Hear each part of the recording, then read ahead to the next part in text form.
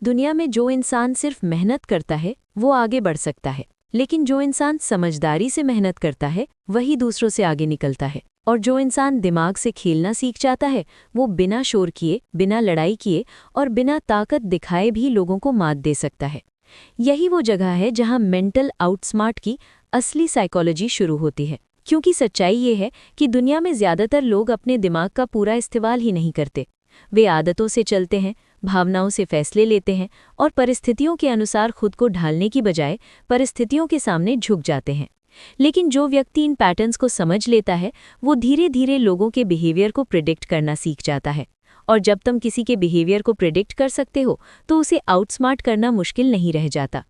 यही कारण है कि चाओ जैसे रणनीतिकारों ने हमेशा इंसानी मानसिकता को समझने पर जोर दिया, क्योंकि उन्होंने देखा कि इंसान लॉजिक से कम और परसेप्शन, फियर और डिज़ायर से ज़्यादा चलता है।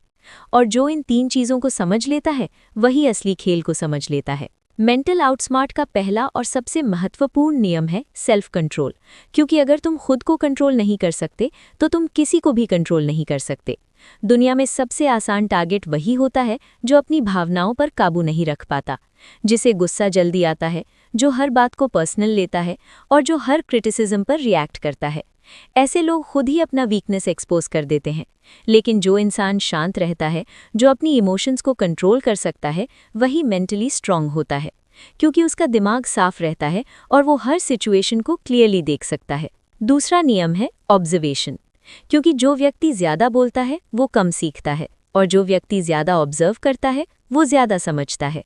जब तुम लोगों को ध्यान से देखते हो तो तुम्हें उनके पैटर्न समझ में आने लगते हैं। तुम्हें पता चलने लगता है कि कौन इंसान कब झूठ बोल रहा है, कौन इंसान कब इनसिक्योर महसूस कर रहा है और कौन इंसान कब तुम्हें मैनिपुलेट करने की कोशिश कर रहा है। और जब तुम्हें ये पैटर्न्स दिखने लगते हैं तो तुम ऑटोमेटिकली उनसे एक कदम आगे हो जाते हो।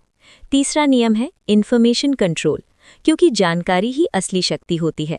अगर तुम्हारे पास ज़्यादा जानकारी है तो तुम बेहतर निर्णय ले सकते हो, लेकिन अगर लोग तुम्हारे बारे में ज़्यादा जान जाते हैं तो वे तुम्हें आसानी से पढ़ सकते हैं। इसलिए समझदार इंसान हमेशा ज़्यादा जानने की कोशिश करता है, लेकिन अपने बारे में कम रिवील करता है। यही उसे अनप्रिडिक्टेबल बनाता है, और अनप्रिडिक्टेबिलिटी ही पावर है, क्योंकि जब लोग तुम्हें समझ नहीं पाते तो वे तुम्हारे खिलाफ सही स्ट्रैटेजी भी नहीं बना पाते। चौथा नियम है इमोशनल डिटैचमेंट, क्योंकि जो इंसान हर चीज़ को दिल से लेता है वो अक्सर गलत फैसले लेता है। लेकिन जो इंसान इमोशनली डिटैच्ड होता है वो हर सिचुएशन को लॉजिक से देखता है। वो पर्सनल नहीं होता, वो सिर्फ सिचुएशन को समझता है और उसी के अनुसार डिसीजन लेता है, और यही चीज़ उसे मेंटली स्ट्रांग बनाती है। पांचवा नियम है पेशेंस, क्योंकि दुनिया में ज़्यादातर लोग जल्दी में होते हैं। वे तुरंत रिजल्ट चाहते हैं और इसी जल्दबाजी में वे गलतियां कर बैठते हैं। लेकिन जो इंसान पेशेंस रखता है वो सही समय का इंतज़ार करता है, और सही समय पर उठाया गया कदम हमेशा पावरफुल होता है। कई बार तुम्हें कुछ करने की ज़रूरत नहीं होती, बस वेट करना होता है और सामने वाला खुद अपनी गलती में फंस जाता है। छठा नियम है परसेप्शन मैनेजमेंट, क्योंकि दुनिया रियलिटी से नहीं परसेप्शन से चलती है। लोग वही मानते हैं जो उन्हें दिखाई देता है। इसलिए अगर तुम अपनी इमेज को कंट्रोल कर लेते हो तो तुम लोगों के दिमाग को भी कंट्रोल कर सकते हो। इसका मतलब ये नहीं कि तुम्हें फेक बनना है, बल्कि इसका मतलब ये है कि तुम्हें समझदारी से अपनी इमेज बिल्ड करनी है। सातवां नियम है चूजिंग बैटल्स वाइजली, क्योंकि हर लड़ाई लड़ना ज़रूरी नहीं होता। कई बार लोग तुम्हें प्रवोक करते हैं ताकि तुम रिएक्ट करो और अपनी एनर्जी वेस्ट करो। लेकिन जो इंसान स्मार्ट होता है वो हर चैलेंज एक्सेप्ट नहीं करता, वो सिर्फ वही लड़ाई चुनता है जो उसके लिए फ़ायदेमंद होती है।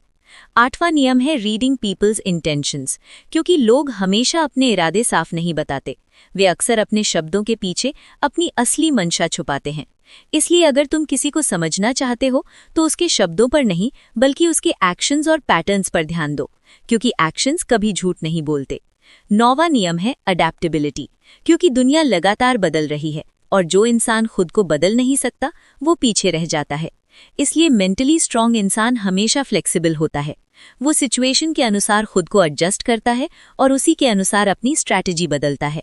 और आखिरी नियम है सेल्फ इम्प्रूवमेंट, क्योंकि असली आउटस्मार्टिंग दूसरों को हराने में नहीं बल्कि खुद को बेहतर बनाने में होती है। अगर तुम हर दिन खुद को बेहतर बनाते हो, अपनी सोच को इम्प्रूव करते हो और अपनी वीकनेसेस पर काम करते हो, तो धीरे धीरे तुम इतने मजबूत हो जाते हो कि कोई भी तुम्हें आसानी से आउटस्मार्ट नहीं कर सकता।